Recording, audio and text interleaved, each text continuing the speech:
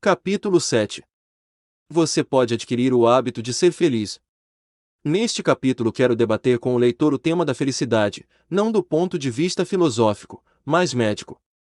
O Dr. John Ashinder definiu a felicidade como sendo um estado de espírito em que os nossos pensamentos são agradáveis uma boa parte do tempo. Sob o aspecto médico, e também ético, não me parece que se possa melhorar esta simples definição. E é sobre isso que falaremos neste capítulo. A felicidade é bom remédio. A felicidade é congênita do espírito do homem e da sua máquina física. Pensamos melhor, agimos melhor, sentimos-nos melhor e gozamos de mais saúde quando estamos felizes. Até os nossos sentidos trabalham melhor. O psicologista russo K. Kecheel submeteu algumas pessoas a testes quando estavam pensando em coisas agradáveis e desagradáveis. Verificou que quando elas entretinham pensamentos agradáveis, seus sentidos da vista, paladar, olfato e audição eram melhores, e elas eram capazes de perceber diferenças mais sutis em tato, também. O Dr. William Bates demonstrou que a vista melhora imediatamente quando o indivíduo pensa em coisas agradáveis ou visualiza cenas aprazíveis. Margaret Cobb descobriu que a memória se aguça sobremaneira e a tensão mental se desfaz quando acalentamos pensamentos agradáveis. A medicina psicossomática provou que estômago, fígado, coração e todos os nossos órgãos internos funcionam melhor quando estamos alegres. Há milhares de anos, o sábio rei Salomão já dizia seus provérbios: o coração alegre é bom remédio, mas o espírito abatido seca os ossos. É significativo também que Jade, os psicologistas da Universidade de Harvard concluíram que o velho provérbio dinamarquês, quem é feliz não pode ser mau, encerra uma verdade científica. Verificaram que a maioria dos criminosos provinham de lares desditosos e tinham uma história de relações humanas infelizes. Um estudo da frustração, feito na Universidade de Yale, e que se prolongou por 10 anos, revelou que grande parte do que chamamos de imoralidade e hostilidade para com outros é suscitada por ser tanto o judaísmo como o cristianismo prescrevem a alegria, o júbilo, a gratidão como meios para andarmos no caminho da retidão e levarmos uma vida digna. Estudando a correlação entre a felicidade e a criminalidade, são os sentimentos de infelicidade. Afirma o Dr. Schindler que a infelicidade é a causa exclusiva de todas as doenças psicossomáticas, e a felicidade é o único remédio possível. Recente pesquisa demonstrou que, de modo geral, o homem de negócios alegre e prazenteiro, inclinado a ver o lado bom das coisas, tem mais sucesso que o pessimista. Parece que na maneira popular de pensar a respeito da felicidade, se pôs o carro adiante dos bois. Seja bom e será feliz, costuma-se dizer. Eu seria feliz, dizemos a nós mesmos, se tivesse sorte e saúde. Ou seja amável e generoso para com os outros e será feliz. Estaríamos mais próximos da verdade se disséssemos, seja feliz, e você será bom, terá mais êxito, mais saúde, e será mais benevolente para com os outros. Erros comuns a respeito da felicidade. A felicidade não é coisa que se adquira ou mereça. A felicidade não é uma questão moral, mais do que o é a circulação do sangue. Ambas são necessárias à saúde e ao bem-estar. A felicidade é simplesmente um estado de espírito em que nossos pensamentos são agradáveis uma boa parte do tempo. Se você esperar até que mereça pensar pensamentos agradáveis, o provável é que tenha pensamentos desagradáveis a respeito de suas próprias falhas. A felicidade não é recompensa da virtude, disse Spinoza, mas a própria virtude. Não é por refrearmos nossos vícios que nos deleitamos na felicidade, mas, ao contrário, é por nos deleitarmos na felicidade que somos capazes de refrear nossos vícios. Spinoza, Ética. A busca da felicidade não é egoísta. Muitas pessoas sinceras sentem-se inibidas em buscar a felicidade por acharem que isso seria egoísta, ou errado. O altruísmo traz felicidade, porque afasta nosso espírito de nós mesmos, de nossas faltas, pecados, preocupações, pensamentos desagradáveis, ou do orgulho que temos do nosso valor, e também permite exprimirmos-nos criativamente e nos realizarmos, ajudando os outros. Um dos pensamentos mais confortadores para qualquer ser humano é saber que alguém necessita dele, que tem em si a possibilidade de contribuir para a felicidade de um semelhante. Entretanto, se fizermos da felicidade uma questão moral e nela pensarmos como algo a ser obtido, ou uma espécie de recompensa por sermos altruístas, é bem provável que experimentemos um sentimento de culpa por desejar a felicidade. A felicidade é consequência natural do nosso sentimento e ação altruísta, não é uma paga ou prêmio. Se fossemos recompensados por sermos altruístas, o passo lógico seguinte seria supormos que quanto mais abnegados e miseráveis fossemos, mais felizes seríamos. E essa premissa levaria à absoluta conclusão de que o meio de ser feliz é ser infeliz. Se há aí implícita alguma questão moral, ela favorece a felicidade antes que a infelicidade. A atitude da infelicidade não é somente aflitiva, é também mesquinha e feia, diz William James. Que é que pode ser mais indigno do que uma atitude de lamentação, mau humor, tristeza, não importa quais sejam os males externos que a engendraram? Que há de mais ofensivo aos outros? E que há de menos proveitoso para se resolver uma dificuldade?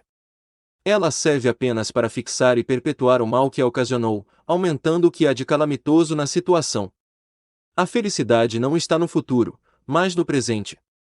Verifiquei que uma das causas mais comuns de infelicidade entre meus pacientes é que estão sempre tentando viver suas vidas no futuro. Não vivem, nem desfrutam a vida agora, mas esperam por algum acontecimento ou ocorrência. Serão felizes quando se casarem, quando arranjarem um emprego melhor, quando tiverem acabado de pagar a casa, quando seus filhos se formarem, quando tiverem completado alguma tarefa ou conquistado alguma vitória. Invariavelmente, sofrem desilusões. A felicidade é um hábito mental, uma atitude mental, e se não a aprendermos e praticarmos no presente, jamais experimentaremos. Ela não pode depender da solução de algum problema exterior. Quando se resolveu um problema, outro aparece para ocupar-lhe o lugar. A vida é uma sequência de problemas. Para ser feliz, você precisa ser feliz, ponto final. Não feliz por causa de. Estou há 50 anos reinando em vitória ou paz, disse o califa Abderrahman, amado pelos meus vassalos, temido pelos meus inimigos e respeitado pelos meus aliados. Honras e riquezas, poder e deleites estiveram sempre ao meu dispor e nenhum dos bens da terra faltou para minha aventura. Nesta situação, enumerei diligentemente os dias de pura e genuína felicidade que me couberam. Foram exatamente 14. A felicidade é um hábito mental que pode ser cultivado e desenvolvido. A maioria dos homens são tão felizes quanto resolvem ser, disse Abraham Lincoln. A felicidade é puramente interior, afirma o psicólogo Dr. Matthew N. Chappelle. É produzida não por coisas, mas por ideias, pensamentos e atitudes que podem ser desenvolvidos e elaborados pelas atividades da própria pessoa, independente do meio ambiente. Ninguém, a não ser um santo, pode ser 100% feliz o tempo todo. E, como muito bem disse Bernard Shaw, seríamos provavelmente desditosos se isso acontecesse. Mas podemos, se tomarmos uma simples resolução, ser felizes e ter pensamentos agradáveis uma boa parte do tempo, com respeito à infinidade de pequenos acontecimentos e circunstâncias da vida diária que agora nos infelicitam. Em grande parte, é por puro hábito que reagimos com mau humor, desagrado e irritabilidade às pequenas contrariedades, frustrações, etc. Por tanto tempo, nos exercitamos em agir assim, que isso acabou por se tornar habitual. Muito dessa reação de infelicidade habitual teve origem em acontecimentos que nós interpretamos como golpes contra o nosso amor próprio. Um motorista buzina atrás de nós desnecessariamente, alguém nos interrompe ou não nos dá atenção enquanto falamos, alguém não faz por nós o que achamos que deveria fazer. Até mesmo eventos impessoais podem ser por nós interpretados como afrontas ao nosso amor próprio. O ônibus que íamos tomar tinha de estar atrasado, tinha de chover justamente quando planejávamos um passeio, o trânsito tinha de ficar congestionado justamente quando precisávamos apanhar o avião.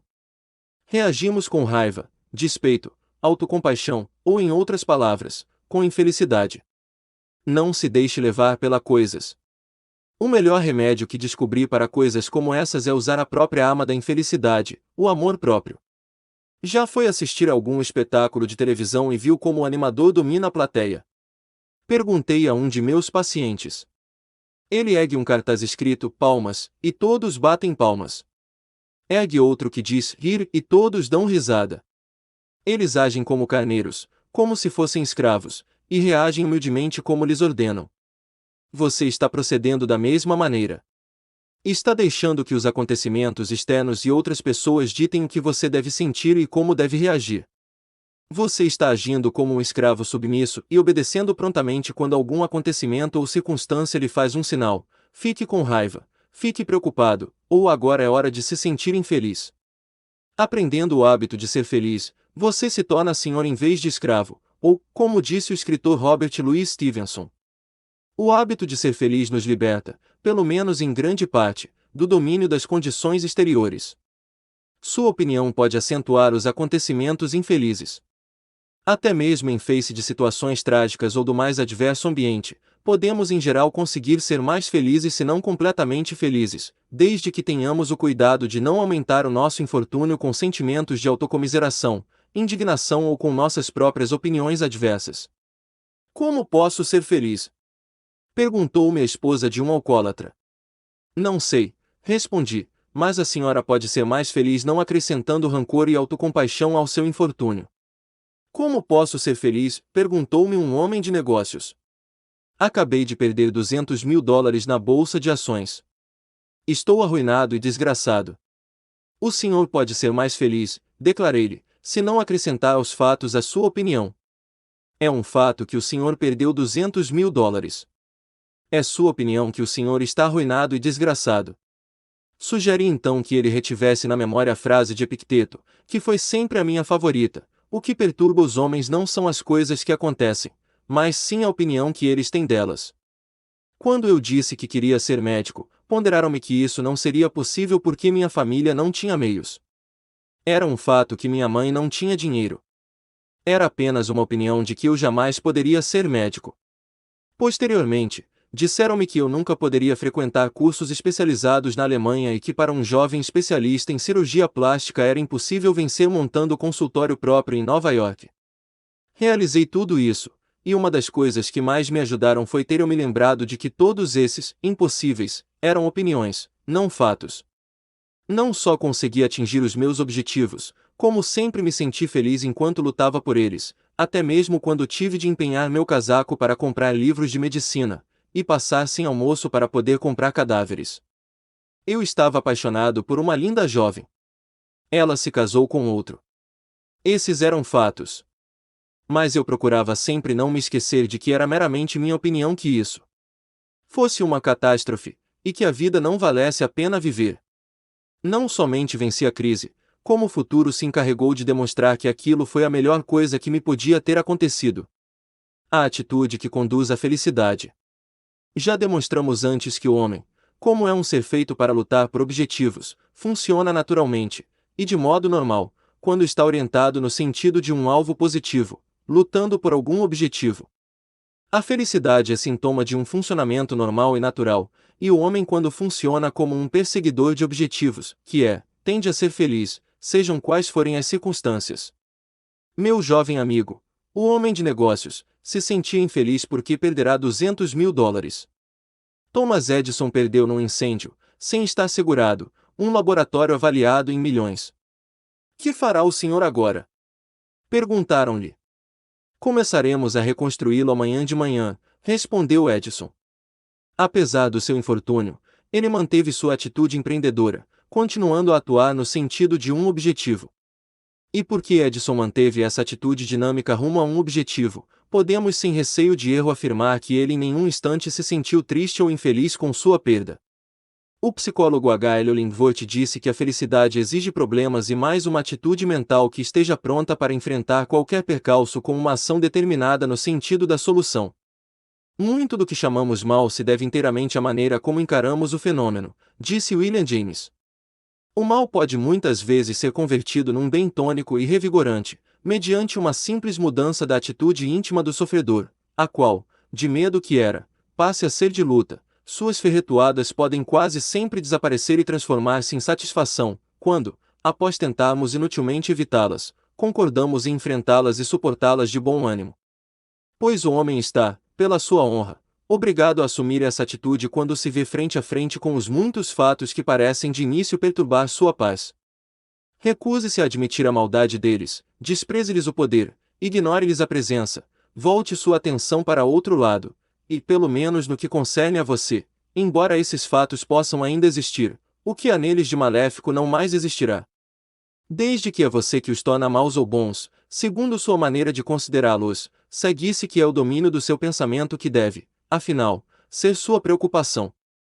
William James, The Varieties of Religious Experience, Variedades da Experiência Religiosa.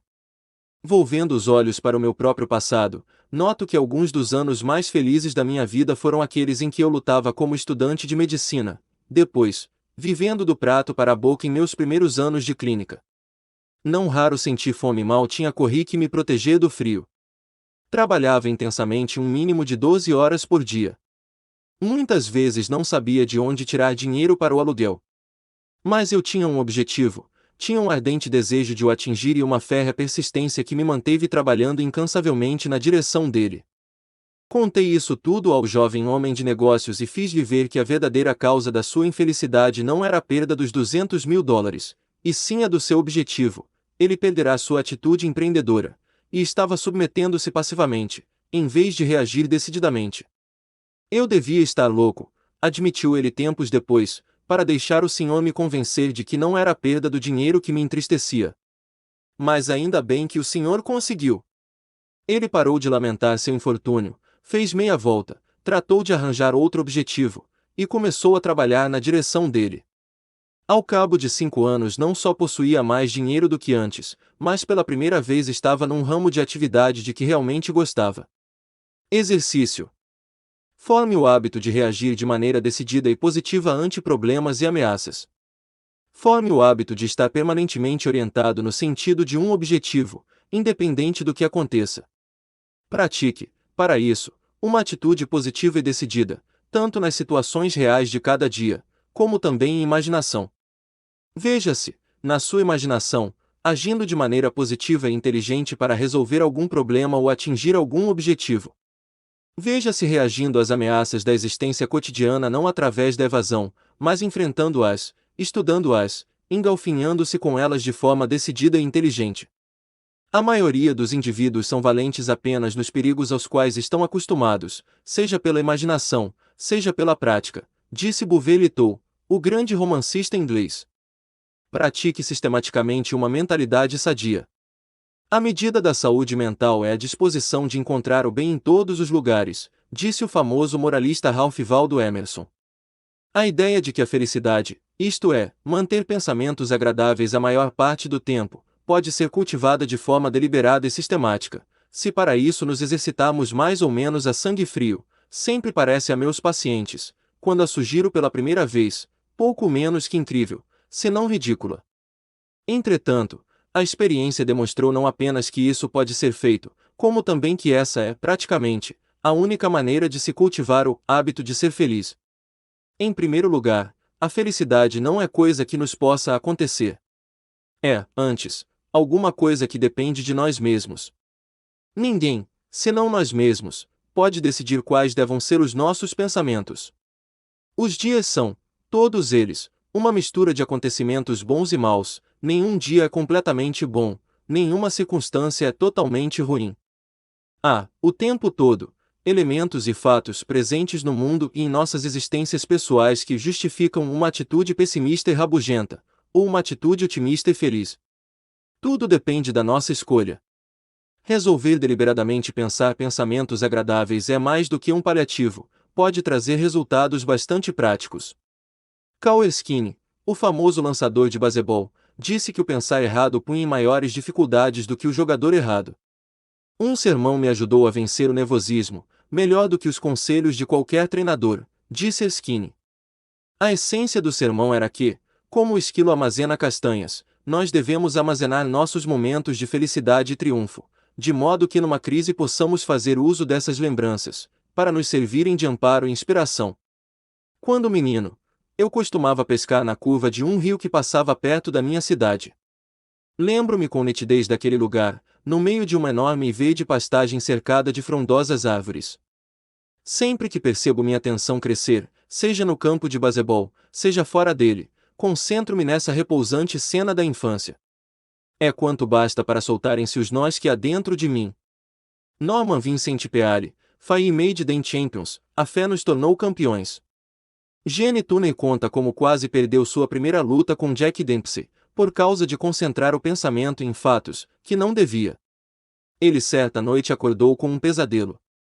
A visão era de mim mesmo, sangrando, moído e indefeso, caindo na lona, enquanto o juiz iniciava a contagem. Eu não conseguia parar de tremer. Ali mesmo eu tinha perdido a luta que significava tudo para mim, a coroa mundial dos pesos pesados. Que podia eu fazer contra esse pavor? Logo adivinhei a causa.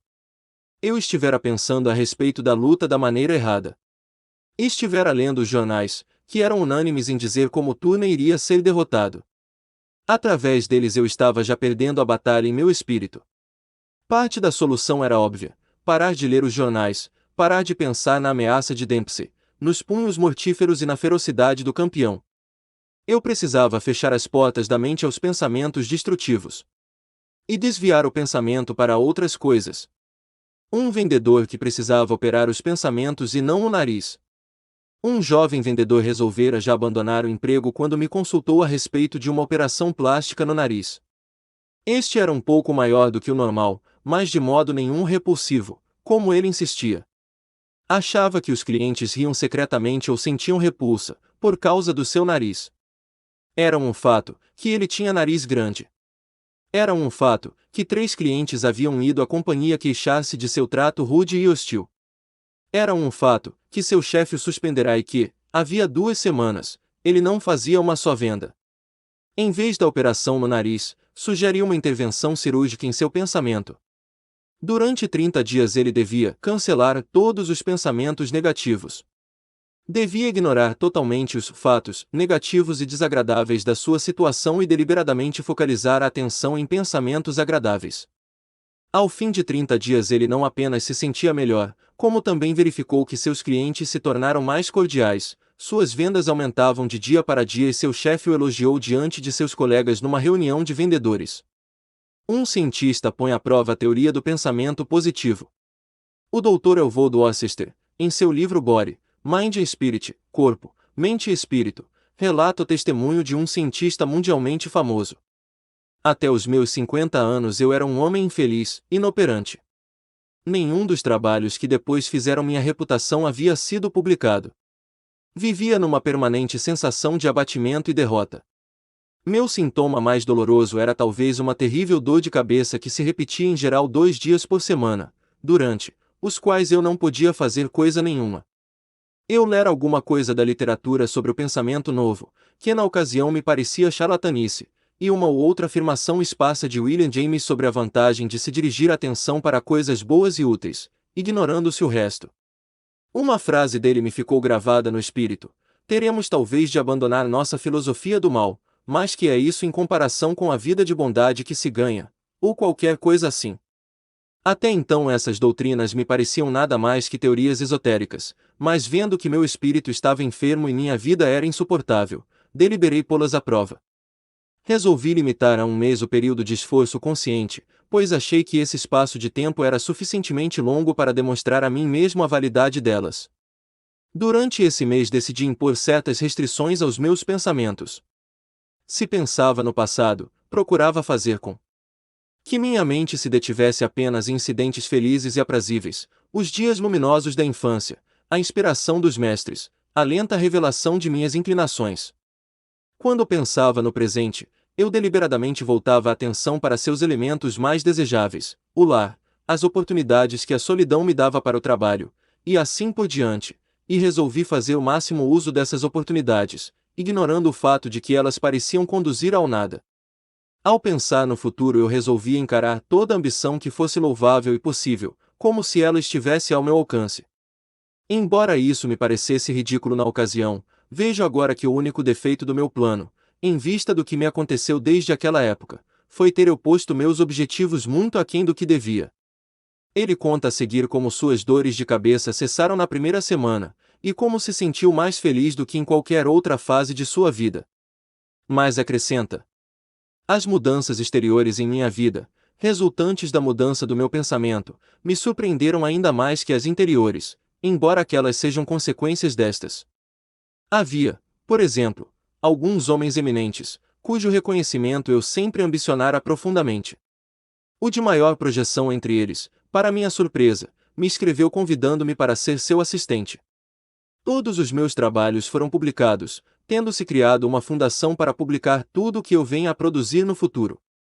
Os homens com quem trabalho têm se mostrado prestimosos e cooperativos, principalmente por causa do meu novo estado de espírito. Antigamente não me suportavam. Quando medito nessas mudanças, tenho a impressão de que num dado momento tropecei cegamente no caminho da minha vida, e fiz com que passassem a trabalhar para mim forças que antes estavam contra mim. É o voo do Worcester e Samuel M.C. Combo, Body, Mind and Spirit Corpo, Mente e Espírito. Como um inventor utilizava pensamentos felizes. O professor Elmer Gates, da instituição smithsoniana, foi um dos maiores inventores do país, e reconhecidamente um gênio. Ele tinha por hábito diário pensar em ideias e lembranças agradáveis, e acreditava que isso muito auxiliava em seus trabalhos. Quem deseja aperfeiçoar a si mesmo, aconselha ele, deve invocar esses sentimentos mais sutis de benevolência e boa vontade que só de vez em quando nos ocorrem. Faça disso um exercício regular, como erguer halteres. Aumente gradualmente o tempo dedicado a essa ginástica psíquica, e ao fim de um mês você verá os surpreendentes resultados. A mudança será notável em suas ações e pensamentos. Como aprender o hábito de ser feliz? Nossa autoimagem e nossos hábitos tendem a caminhar juntos. Mude uma e automaticamente mudará os outros. A palavra hábito significa, originalmente, vestimenta, roupa. Ainda costumamos usar o vocábulo nesse sentido. Isso nos dá uma ideia da verdadeira natureza do hábito. Nossos hábitos são, literalmente, vestimentas usadas por nossas personalidades. Não são acidentais ou casuais. Temo-los porque eles nos assentam bem, são coerentes com a nossa autoimagem e com toda a nossa personalidade.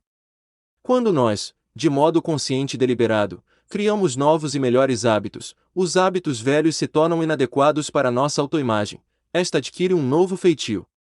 Tenho muitos pacientes que se espantam quando falo em modificarem seus padrões de ação habituais ou em agirem segundo novos padrões de comportamento, até que estes se tornem automáticos. Eles confundem hábito com um vício. Vício é algo a que nos sentimos atraídos e que provoca severos sintomas de afastamento. Hábitos, por outro lado, são apenas reações e respostas que aprendemos a ter automaticamente, sem precisarmos pensar ou resolver, são executados pelo nosso mecanismo criador. 95% de nosso comportamento, sentimento e reações são habituais. O pianista não decide em que tecla deve bater. O dançarino não decide que pé deve movimentar, e de que maneira. Sua reação é automática e impensada. Quase da mesma maneira, nossas atitudes, emoções e convicções tendem a se tornar habituais. Nós, no passado, aprendemos que certas atitudes, maneiras de sentir e pensar eram apropriadas a determinadas situações. Agora, tendemos a pensar, sentir e agir da mesma maneira, sempre que defrontamos o que interpretamos como a mesma espécie de situação. O que precisamos compreender é que esses hábitos, ao contrário dos vícios, podem ser modificados, alterados ou invertidos, basta para isso que tomemos uma decisão consciente e depois nos exercitemos na nova reação ou comportamento. Habitualmente, você calça primeiro o sapato esquerdo ou o direito. Habitualmente, você amarra o cordão do sapato passando a ponta direita por trás da esquerda, ou vice-versa. Amanhã de manhã determine qual dos sapatos você calçará primeiro e de que maneira vai amarrar o cordão dos sapatos. Agora, resolva conscientemente que nos próximos 21 dias você vai formar o hábito de calçar o outro sapato em primeiro lugar e amarrar os cordões de maneira diferente. Agora, cada manhã, quando você resolve calçar os sapatos de uma certa maneira, deixe que esse simples hábito lhe sirva de lembrete para você modificar outras maneiras habituais de pensar, agir e sentir, durante todo o dia. Diga a si mesmo, enquanto amarra o cordão do sapato, estou começando o dia de uma forma nova e melhor. Depois, decida conscientemente que durante o dia 1. Serei tão jovial quanto possível. 2. Procurarei me sentir e comportar de maneira um pouco mais cordial para com os outros. 3. Serei um pouco menos crítico e mais tolerante para com as outras pessoas, suas falhas, deficiências e erros. Interpretarei suas ações da maneira mais favorável possível. 4. Até onde for possível, comportar-me-ei como se o êxito fosse inevitável, e eu já fosse a espécie de personalidade que desejo ser. Exercitar-me-ei em agir como, e me sentir como, essa nova personalidade. 5. Não permitirei que minha própria opinião dê aos fatos um colorido pessimista ou negativo. 6. Vou me exercitar em sorrir pelo menos 3 vezes por dia. 7. Não importa o que aconteça, reagirei de maneira tão calma e inteligente quanto possível. 8. Ignorarei completamente e fecharei meu espírito a todos os fatos pessimistas e negativos que eu nada possa fazer para modificar. Simples. Sim. Mas cada uma dessas maneiras habituais de agir, sentir e pensar tem indubitavelmente uma influência benéfica e construtiva em sua autoimagem. Ponha-as em prática durante 21 dias. Experimente-as e veja se o tédio, o sentimento de culpa, a hostilidade não diminuíram e se sua autoconfiança não aumentou.